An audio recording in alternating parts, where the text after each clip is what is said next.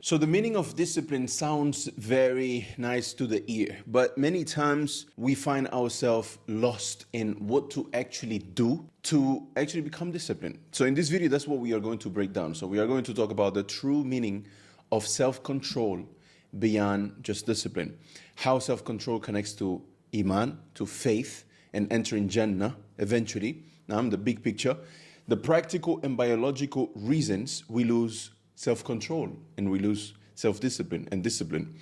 The role of dopamine in your environment, why knowledge and Iman are the real keys to long-term discipline, how to build strong judgment and intellect through the Quran, and how is this even related to this, and how learning Arabic connects you directly to deeper knowledge of Al-Islam, knowledge of Allah Azza wa Jal. So let's get straight into it. Discipline is not just, a skill that is nice to have or is an optional thing, but rather is a skill that you cannot build any other skill. You cannot learn any other thing. You cannot achieve anything in life except with this skill, discipline.